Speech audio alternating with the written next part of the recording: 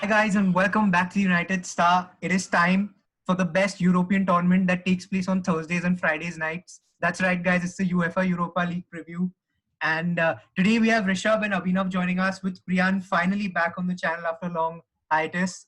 Guys, welcome and let's jump right into it. So we've already qualified for the Champions League. So guys, I wanted to ask you, what do you think this tournament means for United going forward? Abhinav, I'm going to bring you right in.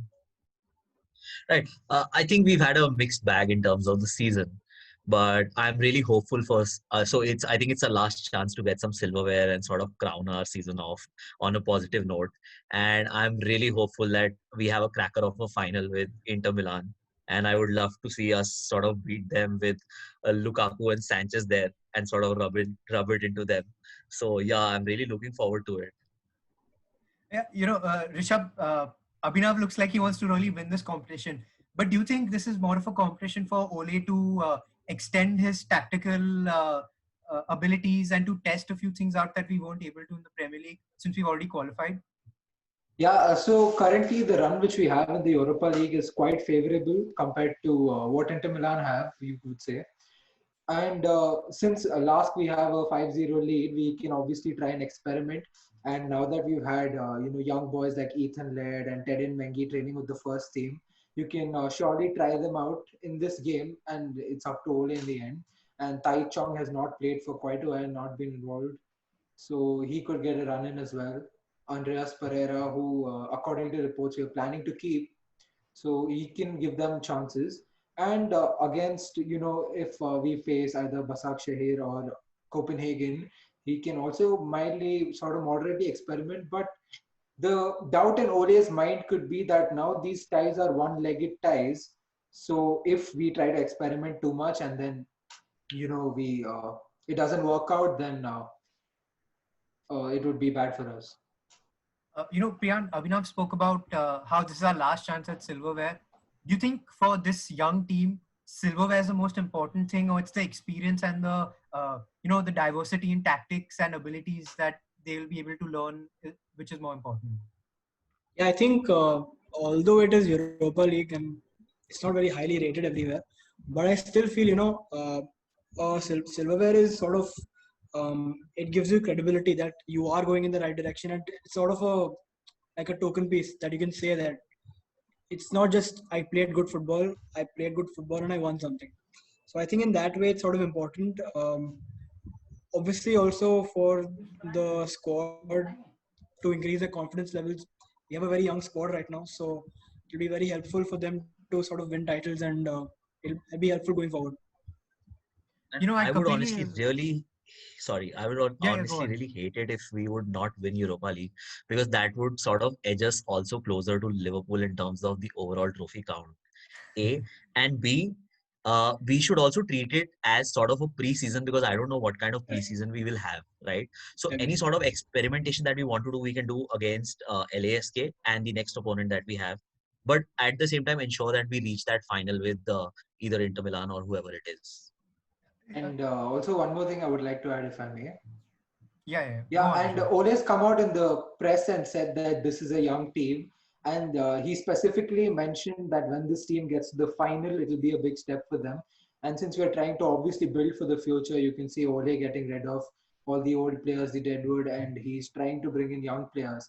And since these players are, relatively inexperienced in terms of winning trophies, I mean, obviously we have some real winners in our squad. Like Marcus Rashford already has won the Europa League with Manchester United. So has Paul Pogba, and we won the FA Cup as well.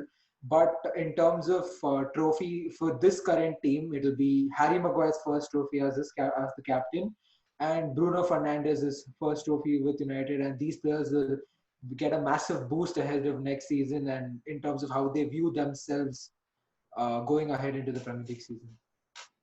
Guys, I completely agree with everything you have said. And I'd just like to add one more point is how important the format is.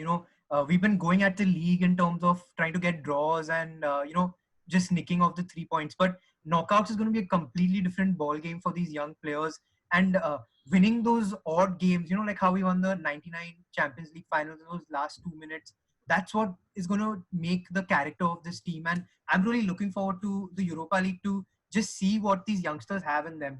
So, we also spoke about how easy our runoff is. So, why don't you go ahead and tell our viewers, Abhinav, the teams we're likely to face and, who you're looking forward to facing actually?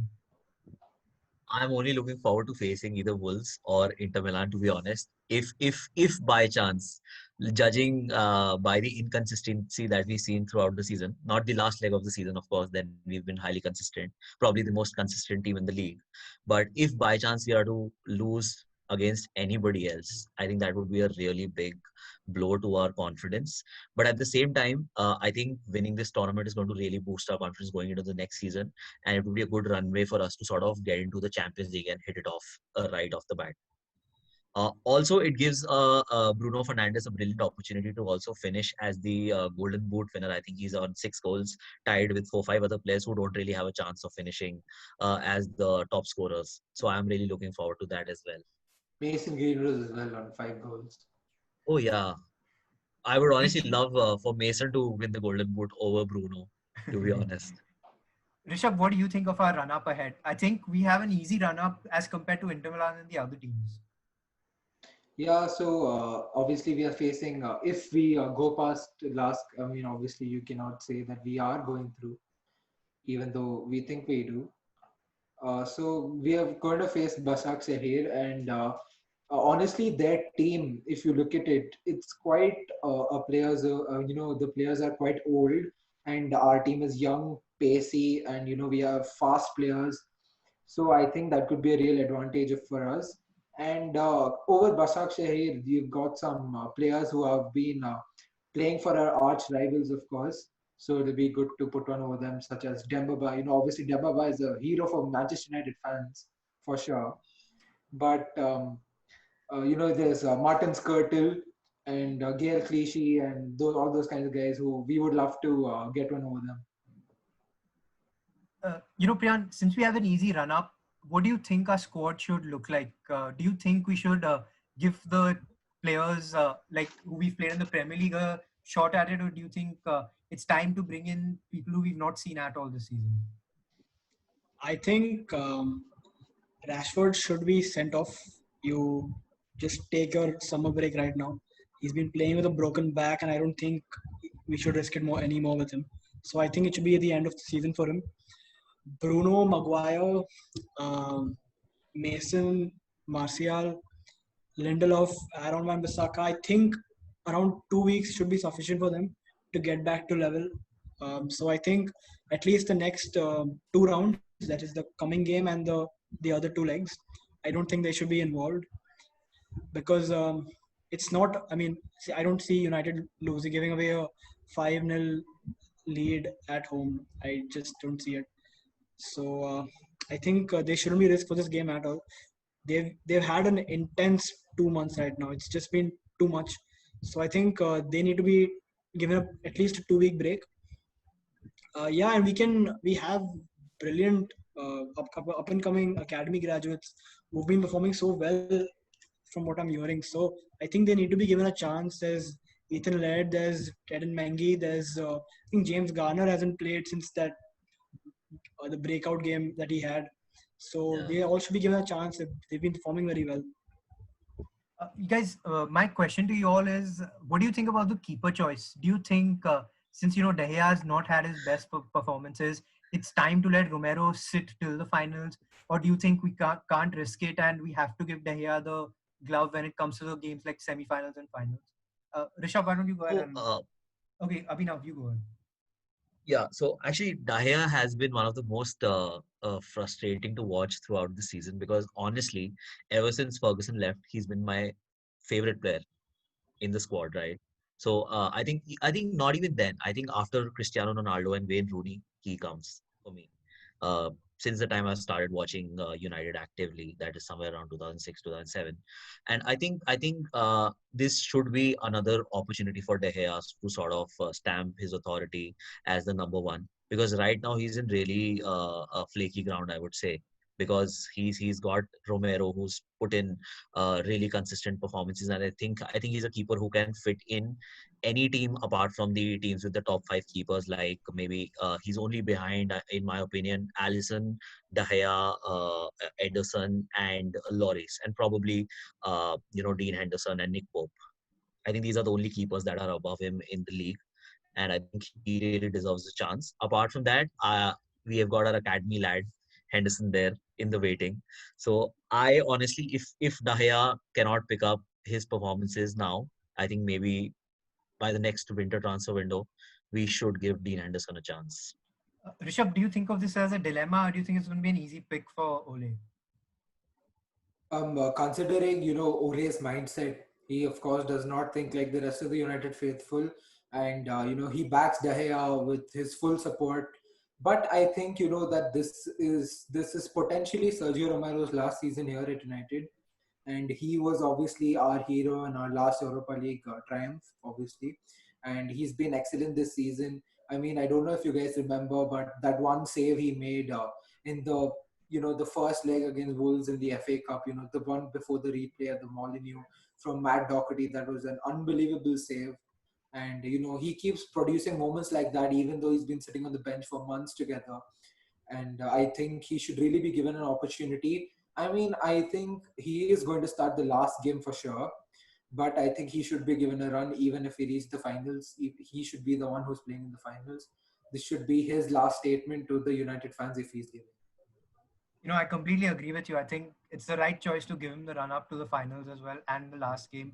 I think it'll be poetic, and I think it'll also let De Gea know that he's going to have to fight for his place in the future, and it's not a given that he's going to be selected for the big games. So, Priyan, let's just jump into the squad that you're hoping we're going to play on the 5th. I think I'll be playing Romero in goal. I wouldn't play De Gea. I think he's a Europa League man, and that should continue. So Romero in goal. I think I'll play Brandon Williams on the left. I'll play uh, Ethan Laird on the right, and Mengi centre back with, I think, Bai, because I think he's back now from his injury. I think I'll play James Garner, McTominay, and maybe Lingard or Mata or Pereira. Then Dan James, Igalo, and either Pereira or Lingard, whoever is not playing in the midfield up front.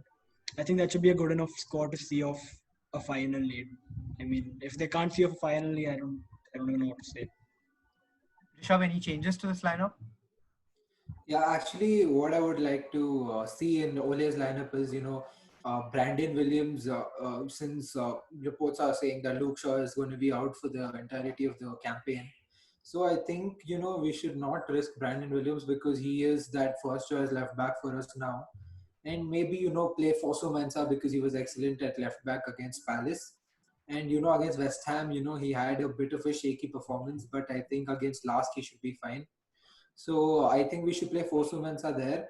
And in terms of, Eric Bailly, I would like to see him play, but also if not Eric Bailly, maybe Axel Tuanzebe. And I would like to see Tahir Chong play actually, instead of, giving Lingard a game over there. Even though Lingard deserves it a lot, yeah, there is no doubt. But if we are planning to move him on, we should think about the future of the club and we should play Tai Chong over there. And I would like to see Fred. Fred's been excellent this season. I mean, some shaky moments for sure. But it's been that goes for everybody in the squad. So he should get his chance. McTominay has been fantastic. He should get his chance. And, Odion Igalo has been, he scored in every game he started. So I expect the same from him. Yeah, so those are the only changes I would make. Abhinav, let's not forget we also have Diego Dallo in the team. Does he make it to your squad or no? I was actually going to come to that.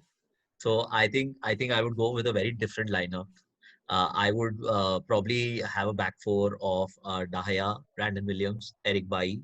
Fosu Mensah at centre back, I would say. That's a position that I think he can play well.